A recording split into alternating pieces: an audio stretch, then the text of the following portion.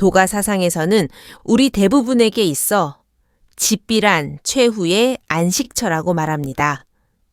하지만 어느 날 당신의 모든 것을 앗아간 그 끔찍한 화재를 일으킨 범인이 다름 아닌 당신이 가장 믿고 사랑했던 가족이라면 어떻게 하시겠습니까? 오늘 소개해 드릴 사건은 깊은 밤 모든 것을 집어삼킨 화마로부터 시작됩니다. 68살의 어머니는 불길 속에서 941생으로 살아남았지만 평생을 일궈온 모든 것을 잃고 말았습니다. 그녀가 유일한 혈육인 아들에게 기대려 했을 때 돌아온 것은 고작 5만 원짜리 지폐 몇 장과 재수옴 붙었다는 듯한 차가운 냉대뿐이었습니다. 단순한 사고처럼 보였던 화재 뒤에는 과연 어떤 소름 끼치는 음모가 숨겨져 있었을까요? 그토록 효자였던 아들은 왜 어머니가 가장 취약해진 순간 이토록 비정하게 돌변했을까요? 그리고 연약하고 무기력해 보이던 노모는 어떻게 잿더미 속에서 발견한 작은 전선 조각 하나와 보잘것없는 보험증권 한 장으로 아들을 지옥으로 떨어뜨릴 충격적인 진실을 파헤치게 되었을까요?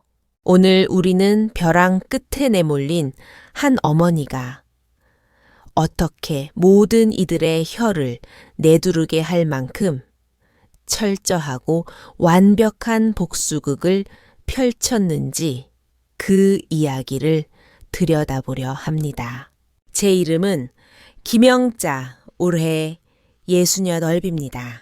흔히들 나이가 들면 잠이 없어진다고 하지만 그날 밤만은 유독 깊은 잠에 빠져 있었습니다. 마치 평생 못다 잔 잠을 한꺼번에 몰아서 자려는 것처럼 말이죠. 그러다 문득 매캐하고 역겨운 타는 냄새가 보이지 않는 손처럼 제 목을 옥죄어 왔습니다. 객객 기침을 하며 꿈에서 깬 저는 눈을 뜨자마자 지옥 같은 광경을 목격하고 말았습니다. 칠흑 같은 어둠 대신 붉은 연기와 불똥이 40년 된 낡은 나무 문틈 사이로 미친 듯이 쏟아져 들어오고 있었습니다. 천장의 페인트는 고열을 이기지 못해 피익 하는 공포스러운 소리를 내며 녹아내리고 있었지요. 제가 50년 가까이 살아온 집이 불타고 있었던 겁니다. 얼음장 같은 공포가 순식간에 저를 덮쳤습니다. 생각할 겨를도 없이 생존 본능이 저를 침대 밖으로 이끌었습니다. 저는 구르고 기어가며 희미한 빛이 들어오는 창가로 몸을 던졌습니다. 무리야 살려주세요. 있는 힘을 다해 창문을 두드리며 쉰 목소리로 절규했습니다. 창밖은 이미 아수라장이었습니다. 이웃들의 비명 다급한 발자국 소리, 그리고 점점 가까워지는 날카로운 소방차 사이렌 소리가 뒤섞여 귀를 찔렀습니다. 영자 할멈 창문으로 뛰어내려요. 아래층에서 이웃집 박씨 아저씨가 다급하게 소리치는 게 들렸습니다. 2층이라 아주 높은 층은 아니었지만 68 노인네가 뛰어내리는 건 목숨을 건 도박이나 다름없었습니다. 하지만 등 뒤에서 느껴지는 뜨거운 열기는 이미 제 살갗을 찌르고 있었습니다. 선택의 여지가 없었죠. 저는 눈을 질끈 감았습니다. 머릿속에 단 하나의 생각이 스쳤습니다. 여보, 상훈 씨, 나 당신 만나러 가요. 그리고 마지막 남은 힘을 짠해 창틀을 넘었습니다. 어떻게 구조되었는지는 기억나지 않습니다. 정신을 차려보니 저는 골목 입구 아스팔트 바닥에 누워 있었고 누군가의 외투가 제 몸을 덮고 있었습니다. 발목에서는 뼈를 깎는 듯한 통증이 밀려왔습니다. 비틀거리며 상체를 일으켜 우리 집이 있던 곳을 바라보았습니다. 남편 상훈 씨와 젊은 시절 벽돌 한 장 한 장을 직접 쌓아 올렸던 그 2층 단독주택, 나의 청춘과 추억 희로애락이 고스란히 배어있던 그 집은 이제 거대하고 흉측한 횃불이 되어 있었습니다. 불길은 마치 탐욕스러운 혀처럼 깨진 창문 틈으로 튀어나와 밤하늘을 핥아대고 있었습니다. 그 광 2층 지붕이 무너져 내리는 것을 두 눈으로 똑똑히 보았습니다. 제 마음도 함께 무너져 내렸습니다. 다 끝났구나. 내 집이 사라졌어. 남편이 떠날 때 가장 온화하게 웃는 사진으로 골랐던 영정사진도 아들 민석이가 초등학교 때부터 대학 때까지 바다와 보물처럼 모아둔 상장들도 우리 세 식구의 빛바랜 가족 사진도 그 모든 것이 새까만 제가 되어버렸습니다. 저는 길 잃은 아이처럼 차가운 바닥에 주저앉아 활활 타오르는 불바다를 향해 찢어질 듯한 목소리로 남편의 이름을 불렀습니다. 여보, 상훈 씨, 우리 집이 다 탔어요. 그날 밤 서울의 밤하늘은 불개물 들었습니다. 소방대원들의 필사적인 진화 작업 끝에 동이 틀 무렵에야 불길은 완전히 잡혔습니다. 이웃인 박 씨, 아주머니가 저를 잠시 자신의 집으로 데려갔습니다. 딸이 입지 않는 깨끗한 헌 옷을 꺼내 입혀주고 뜨거운 쌍화탕 한 그릇을 내어주며 온몸을 녹이라 했습니다. 영자 씨 사람은 괜찮으면 된 거야. 몸만 성하면 돼. 박 씨 아주머니가 제 등을 토닥이며 위로했습니다. 집은 다시 지으면 되지만 사람이 죽으면 끝이라면서요. 저는 찻잔을 쥐고 있었지만 손이 너무 떨려 제대로 들고 있을 수조차 없었습니다. 그저 고개만 끄덕일 뿐 한마디도 나오지 않았습니다. 뛰어내릴 때 다친 발목은 퉁퉁 부어올라 찐빵처럼 변해 있었고 움직일 때마다 찌릿한 통증이 느껴졌습니다. 제 수중에 남은 건 몸에 맞지 않는 헌 옷 한 벌과 이웃들이 십시일반 쥐어준 몇만 원의 위로금뿐이었습니다. 저는 태풍에 떨어진 낙엽처럼 어디로 가야 할지 막막했습니다. 참, 박 SC 아주머니가 갑자기 생각난 듯 물었습니다. 아들은 민석이는 이런 큰일이 났는데 왜 코빼기도 안 보여? 아들. 그래, 나에게는 아들이 있었지. 그 생각은 칠흑 같은 어둠 속 한 줄기 빛처럼 마지막 희망이 되었습니다. 민석이는 내 유일한 혈육이자 마지막 의지처였습니다. 알게 되면 당장이라도 달려올 효자였으니까요. 저는 아주머니의 전화기를 빌려 아들 민석이에게 전화를 걸었습니다. 신호음이 한참 울린 뒤에야 전화가 연결되었습니다. 여보세요, 엄마? 수화기 너머로 잠에 취한 그리고 약간은 짜증 섞인 아들의 목소리가 들려왔습니다. 이 새벽에 웬일이세요? 왈칵 눈물이 쏟아졌습니다. 제 목소리는 제가 들어도 낯설 만큼 쉬어 있었습니다.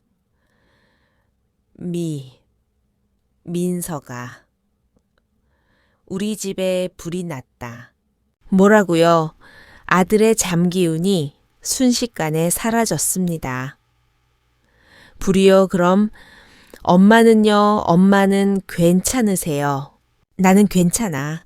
발목을 좀 삐긴 했는데 사람 안 다쳤으면 됐어요. 다행이네. 아들이 안도의 한숨을 내쉬며 영업 후 말했습니다. 민서가. 저는 겁에 질린 아이처럼 울먹였습니다.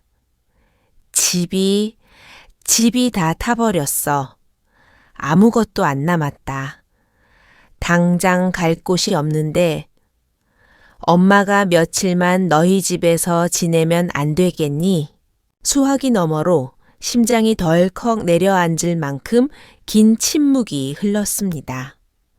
잠시 후 수화기를 맞고 누군가와 상의하는 듯한 운걸거리는 소리가 들렸습니다. 희미하게 며느리 지은이의 목소리가 들려왔습니다. 오지 말라고 해.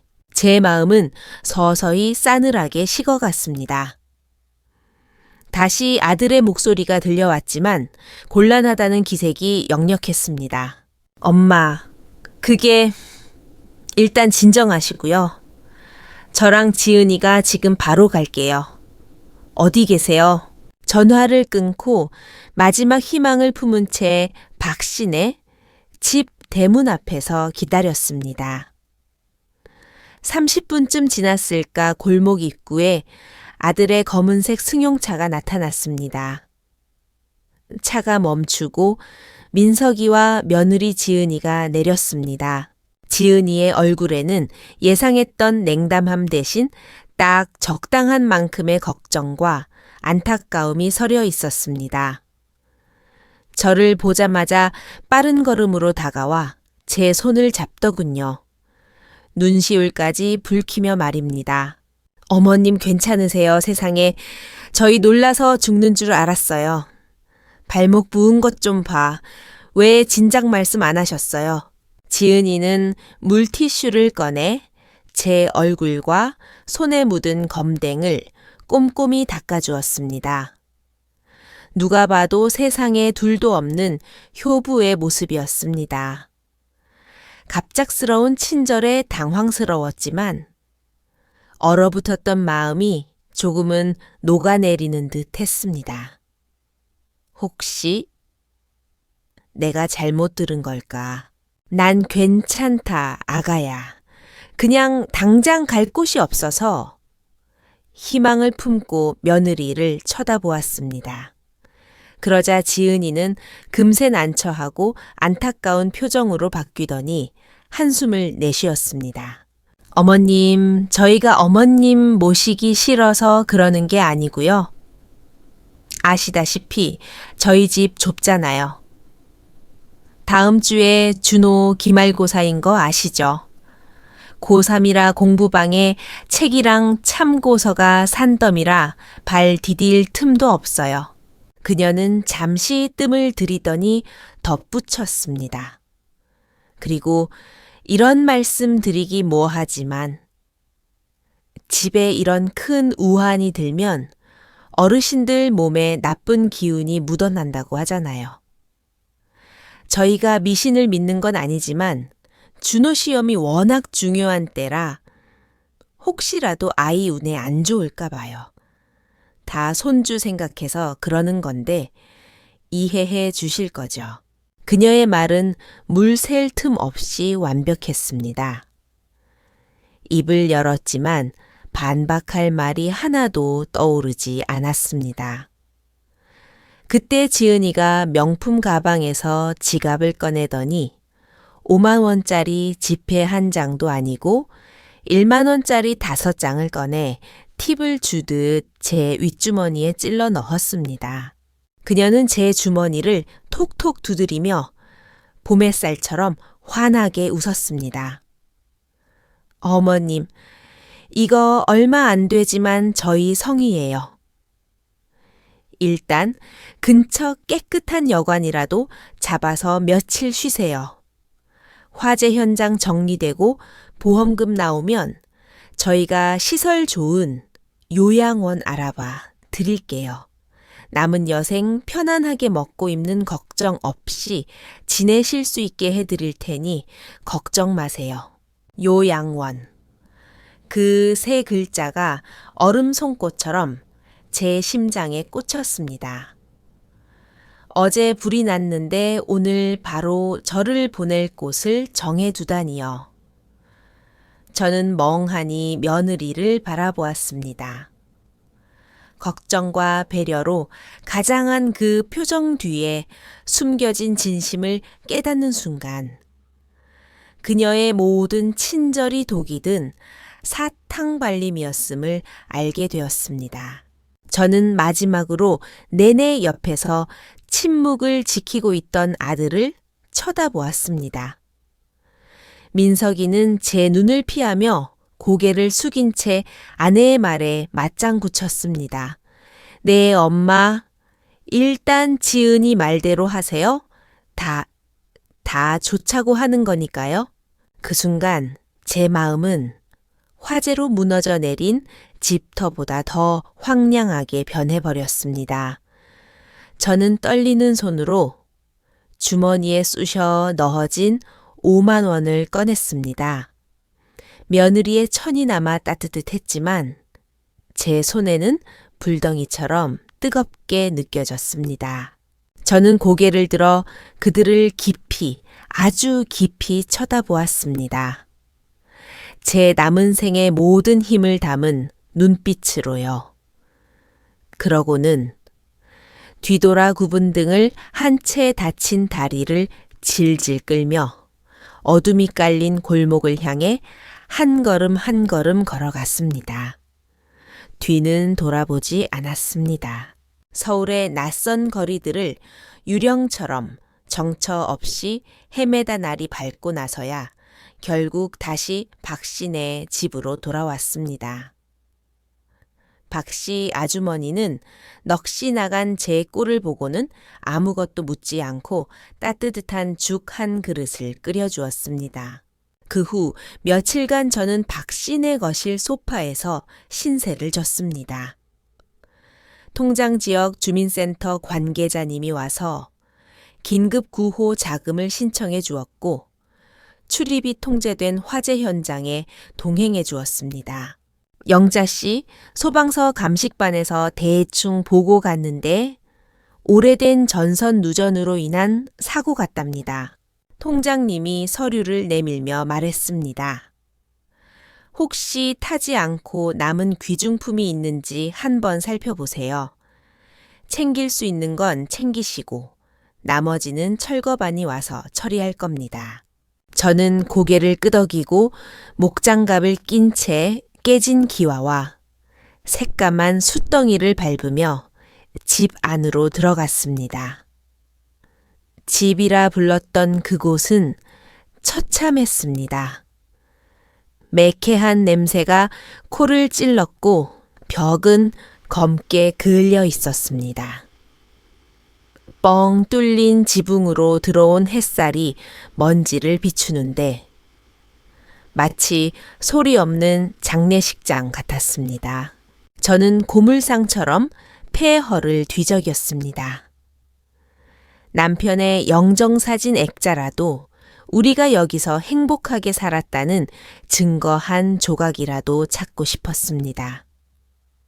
하지만 아무것도 없었습니다.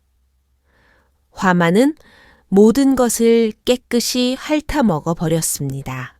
절망에 빠져 돌아설 즈음 1층 거실 구석 소방서에서 발화점으로 지목한 TV 장식장이 있던 자리 근처에서 발에 무언가 딱딱한 것이 채였습니다. 재를 헤치고 보니 다다 만 짧은 전선 조각이었습니다. 저는 그것을 집어 들었습니다. 이상했습니다. 붉은색 피복에 일반 가정용 전선보다 훨씬 굵고 두꺼웠습니다. 가슴이 철렁 내려앉았습니다. 이견 아니야. 5년 전 민석이가 결혼할 때 전선이 낡아 위험할까봐 아래층 박씨 아저씨에게 부탁해 집 전체 배선 공사를 새로 했던 기억이 생생했습니다. 박씨 아저씨는 40년 경력의 베테랑 전기 기술자였고 분명 KS 인증을 받은 정품 흰색 전선만 사용했습니다. 그런데 공사장에서나 볼 법한 이 붉은색 굵은 전선이 왜 여기 있는 걸까요?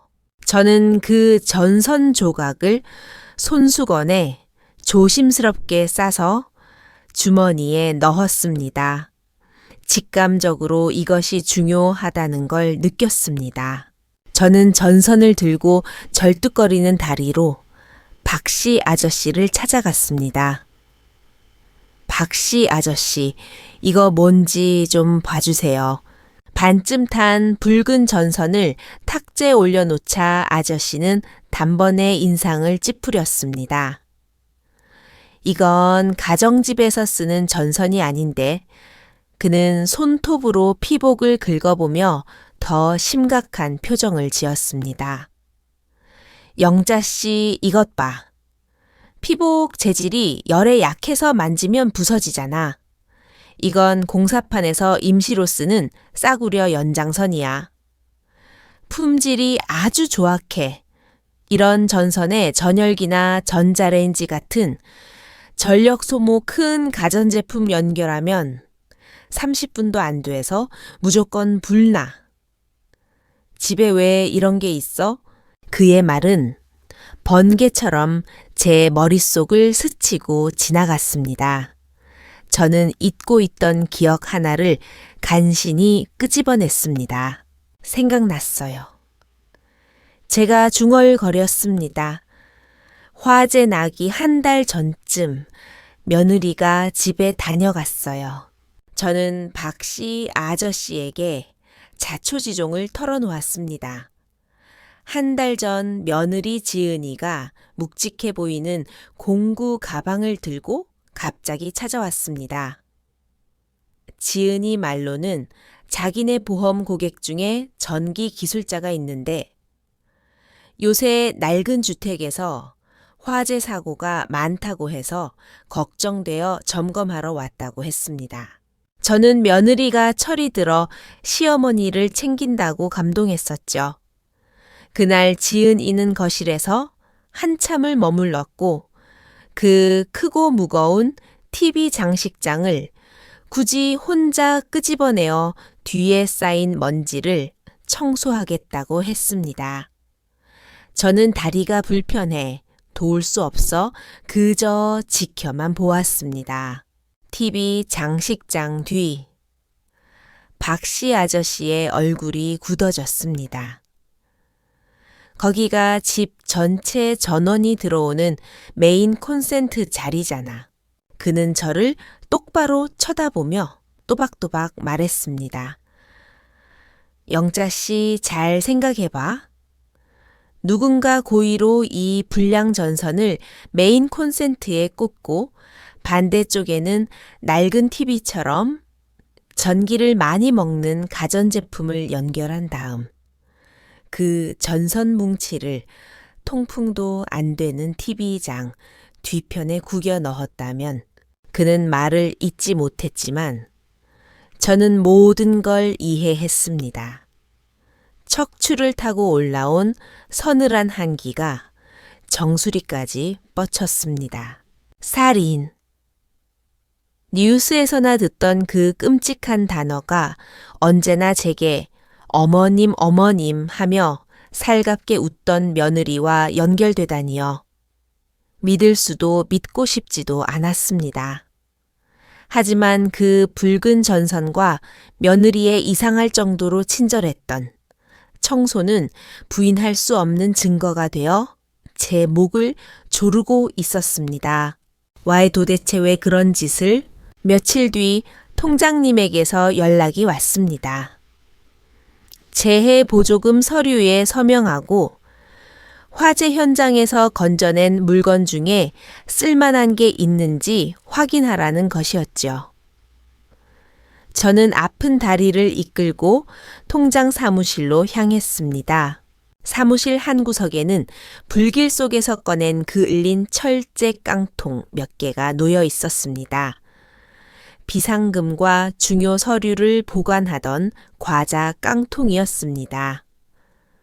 첫 번째 통을 열자 남편과의 혼인신고서 아이들 출생증명서가 만지면 부서질 듯한 검은 재가 되어 있었습니다. 두 번째 통에는 낡은 통장과 도장이 들어 있었습니다. 비닐 커버는 녹아 눌어붙었지만 다행히 속지는 꽤 멀쩡했습니다. 그리고 가장 작은 세 번째 철제 박스를 열었습니다.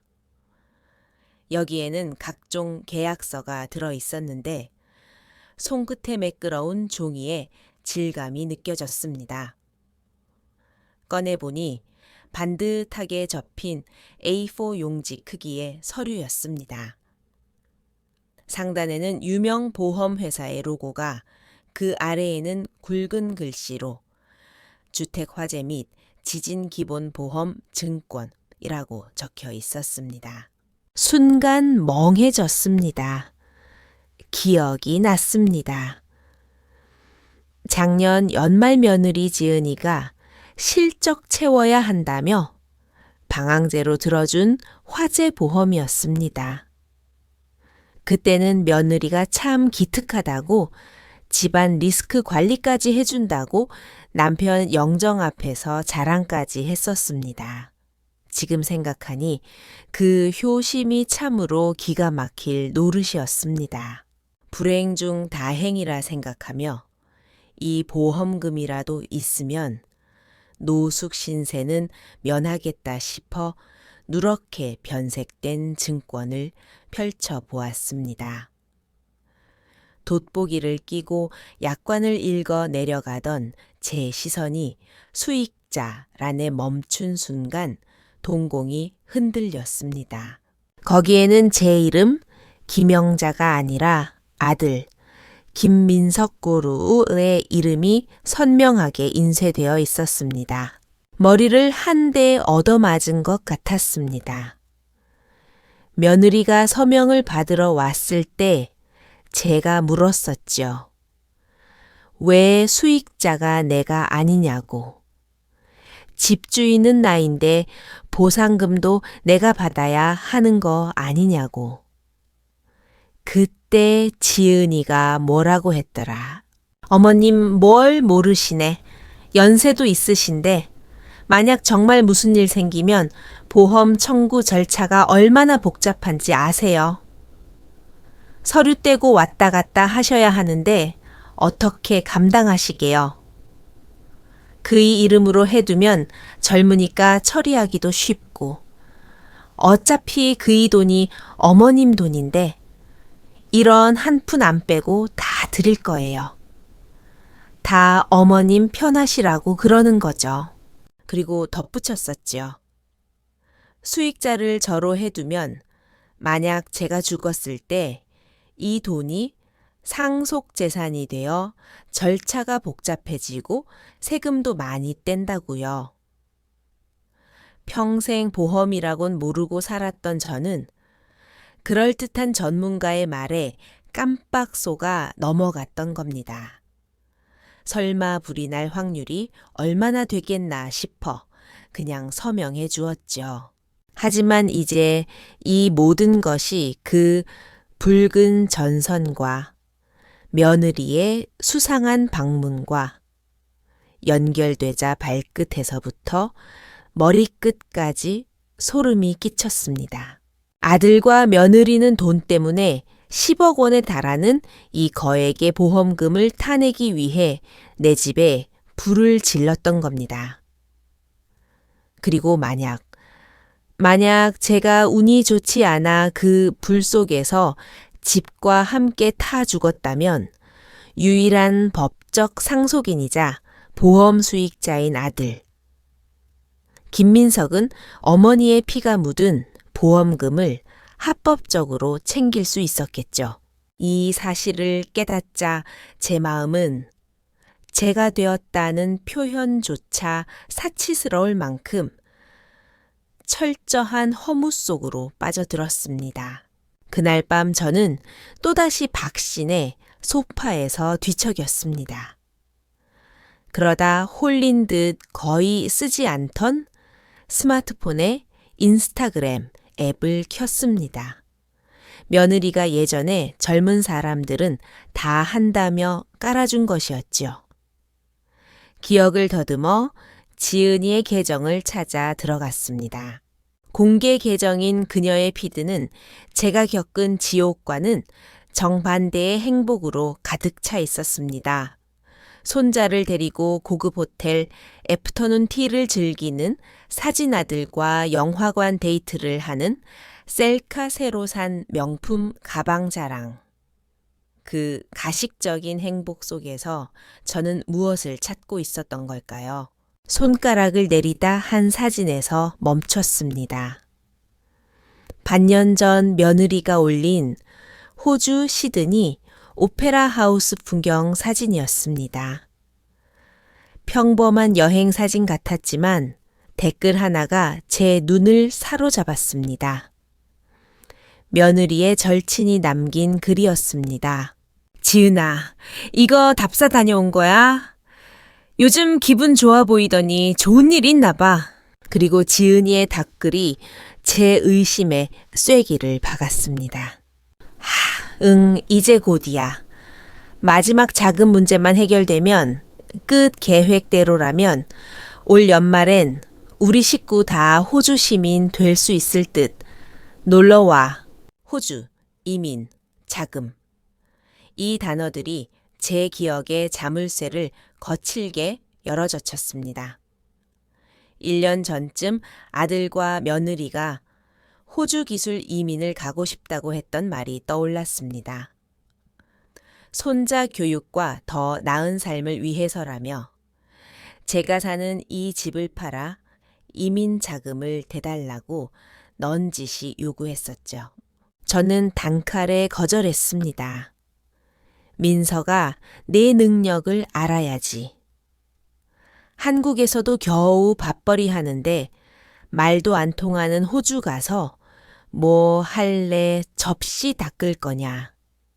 집이 아까워서가 아니라 너희들 고생할까봐 그런다. 그 일로 우리 모자는 한동안 냉전이었고 며느리는 몇 달간 얼굴도 비치지 않았습니다. 포기한 줄 알았는데 포기가 아니라 더 악랄한 방법을 택했던 겁니다. 거절당한 지원 요청 때마침 일어난 화재 아들, 앞으로 된 보험금 5만 원으로 퉁치려던 비정한 손절, 그리고 자금 해결을 암시하는 댓글까지 모든 퍼즐이 맞춰졌습니다. 그들이 준 5만 원은 단순한 모욕이 아니라 계획된 관계의 단절이었습니다. 그들은 내 집만 태운 게 아니라 그들의 새 출발의 걸림돌이 될 늙은 짐짝인 저를 태워버리려 했던 것입니다. 다음 날 아침 저는 소방서 화재조사과를 찾아갔습니다. 젊은 대원이 저를 40대 중반에 날카로운 인상을 가진 팀장에게 안내했습니다. 명찰에는 최 팀장이라고 적혀 있었습니다. 최 팀장님, 안녕하세요. 며칠 전 성북동 주택 화재 집주인 김영자입니다. 아니 김 선생님, 현장 감식 결과는 거실 TV 뒤 낡은 배선 단락으로 인한 사고가 아닙니다. 제가 말을 잘랐습니다. 사무실의 소음 속에서도 제 목소리는 또렷했습니다. 최 팀장이 의아한 듯 쳐다보았습니다. 아니라니요. 그게 무슨 말씀이신지. 그 불사고가 아니라고요. 저는 낡은 천 가방에서 증거물들을 하나씩 꺼내 책상 위에 올려놓았습니다. 손수건에 싼 붉은 전선 깨진 액정의 스마트폰, 그리고 그 보험 증권. 팀장님, 이 전선 제가 화재 현장에서 주운 겁니다. 이웃에 사는 40년 경력 전기 기사가 보더니 이건 가정집에서 쓰는 게 아니랍니다. 공사장에서 쓰는 싸구려 전선이래요. 불나기 딱 좋은 거라더군요. 최 팀장의 표정이 진지해지기 시작했습니다. 그는 전선을 증거물 봉투에 넣었습니다. 그리고 이것 좀 보세요. 저는 며느리의 인스타그램 댓글 캡처 화면을 보여주었습니다. 제 아들놈 내외가 1년 전부터 호주 이민 가겠다고 돈 타령을 했어요. 제가 집 안 팔아주니까 앙심을 품은 겁니다. 불나고 며칠 뒤에 자금이 곧 마련된다는 글을 썼어요. 이게 우연입니까? 마지막으로 보험증권을 내밀었습니다. 이게 결정적입니다. 며느리가 보험 설계사인데 작년에 효도한다며 들어준 겁니다. 수익자가 누군지 보세요. 최 팀장이 수익자 김민석을 확인하는 순간 눈빛이 매섭게 변했습니다. 선생님 실례지만 며느리가 화재 직전에 집에 온 적 있습니까? 네. 제 심장이 쿵쿵 뛰었습니다. 한 달 전쯤 청소해 준다며 와서 그 무거운 TV장을 혼자 옮기고 한참을 만지작거렸습니다. 최 팀장은 한동안 침묵하더니 내선 전화를 걸었습니다. 박 형사, 지금 당장 통신사 영장 청구해서 특정 번호 기지국 위치랑 통화 기록 뽑아 화재 발생 한 달 전부터 당일까지 그는 저를 보며 말했습니다. 김 선생님, 아드님과 며느리 인적사항 적어주시고 방금 말씀하신 내용 정식 조서로 남깁시다. 만약 이게 방화라면 저희가 반드시 밝혀내서 억울함 풀어드리겠습니다. 일주일 후 초회 팀장에게서 전화가 왔습니다. 김 선생님 잡았습니다. 며느리가 화재 전날 오후에 선생님 댁 근처 기지국에서 2시간가량 머문 기록이 나왔습니다.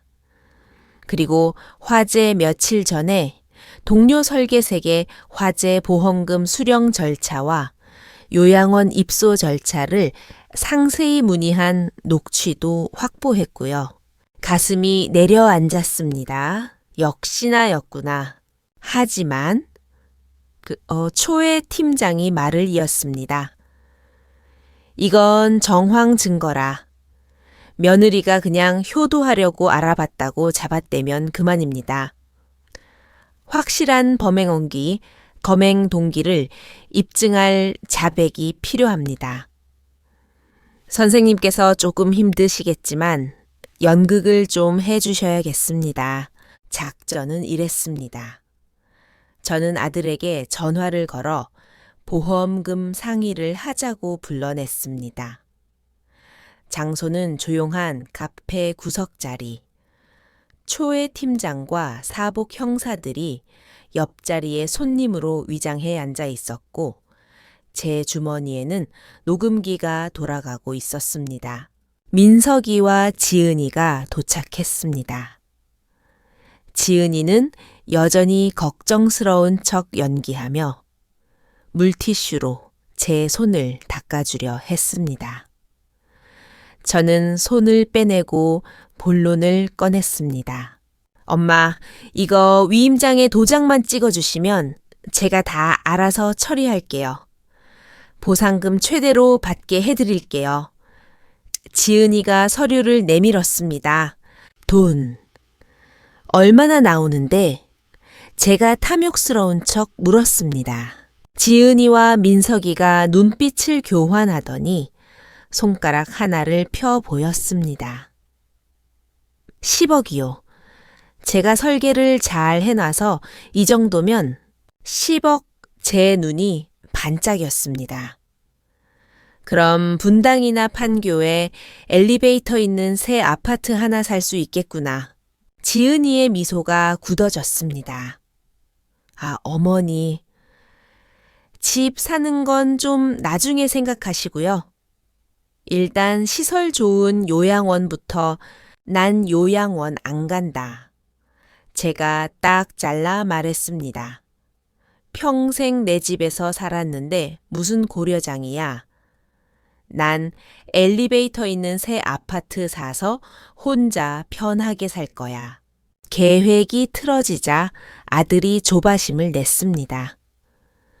엄마, 저희가 엄마 못 믿어서 그러는 게 아니라 사실 저희 호주 이민 가기로 했어요. 엄마 요양원에 잘 모셔다 드리고 가야 저희도 맘 편히 떠나죠. 이민, 제가 모르는 척 물었습니다. 돈 없어서 못 간다더니 그 돈은 다 어디서 났니? 그게 지은이가 당황하며 말을 더듬었습니다. 친정에서 좀 보태주기로. 그래?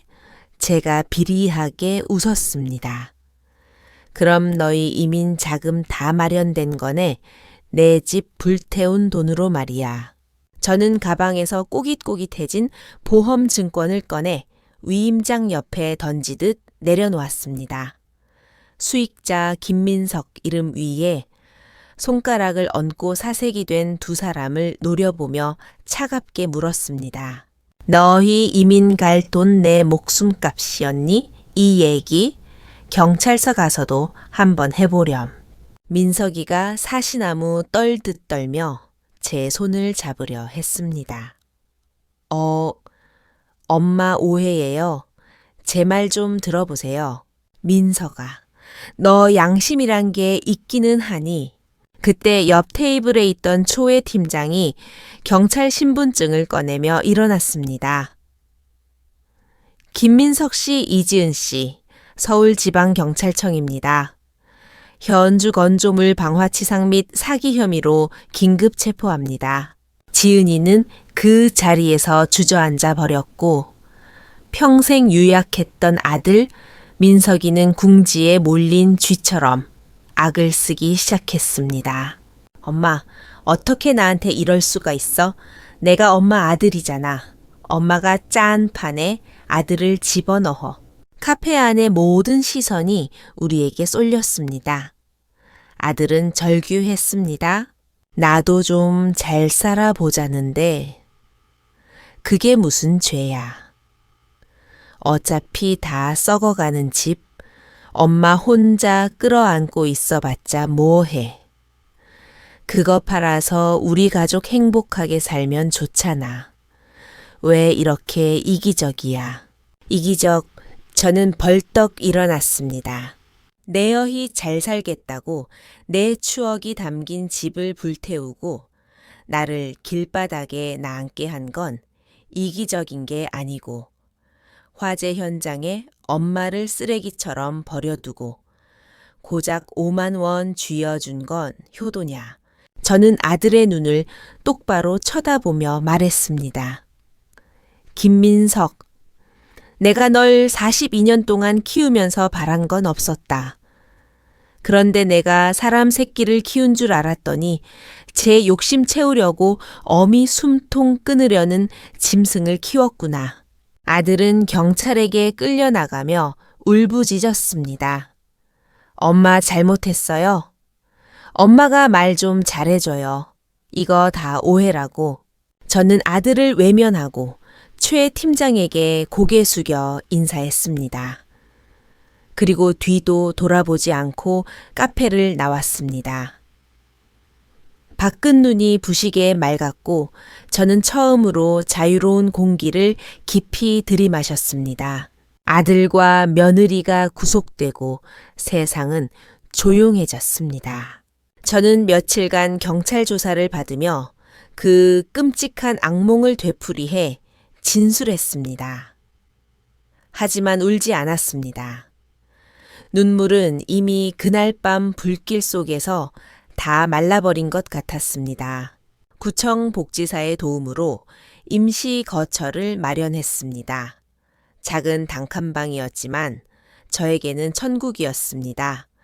더 이상 눈치 볼 필요도 연기에 질식할까 겁낼 필요도 없었으니까요.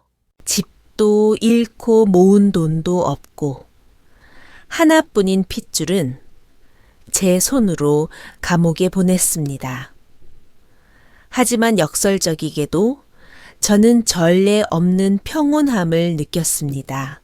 지난 68년 동안 저는 누군가의 아내, 엄마, 시어머니로만 살았습니다.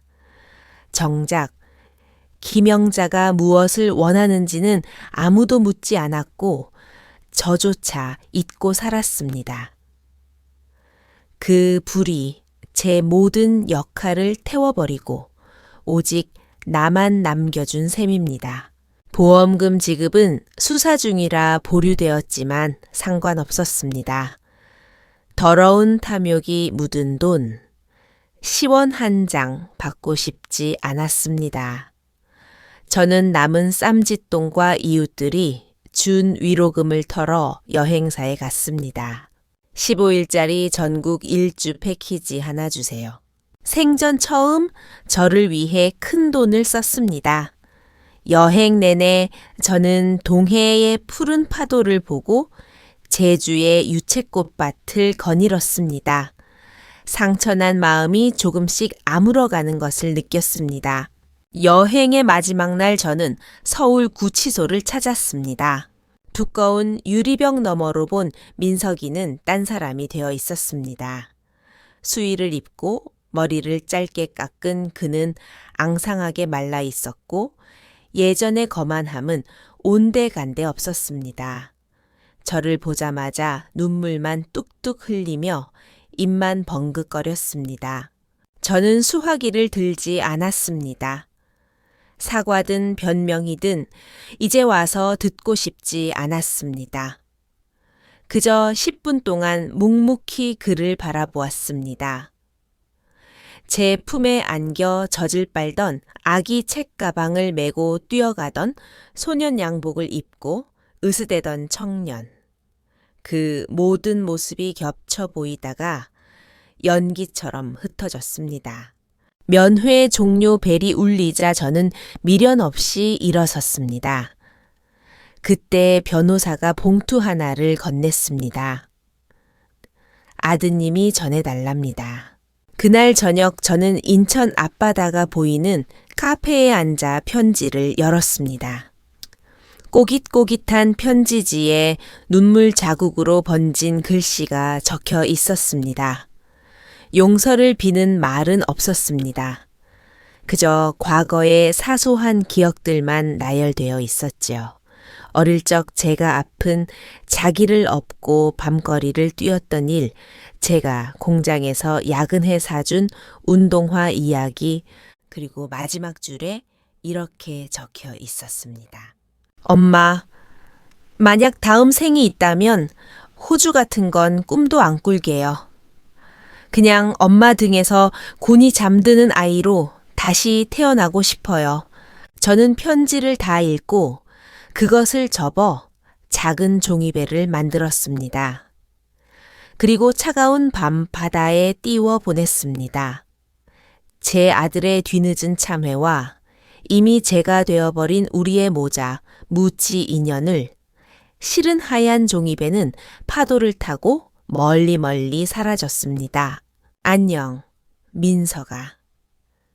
그리고 안녕 나를 가두었던 지난 68년의 세월아. 그 불은 내 집을 태웠지만 동시에 나를 올가매던 모든 사슬도 끊어주었습니다. 이제 저는 진짜 나를 위한 집을 지으며 살아가려 합니다. 김영자님의 사연은 여기까지입니다.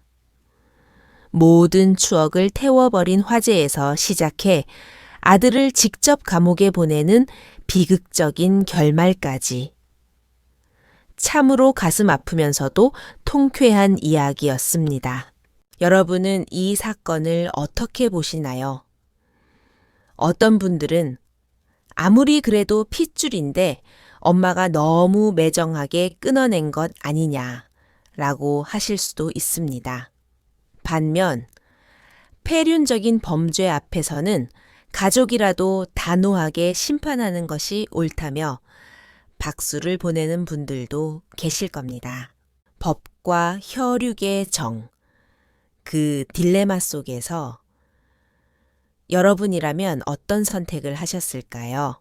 이런 가슴 시린 실제 사연들이 여러분에게 작은 깨달음을 주었다면 구독과 좋아요, 알림 설정 부탁드립니다. 여러분의 소중한 의견을 댓글로 남겨주세요. 그럼 다음 영상에서 뵙겠습니다. 감사합니다.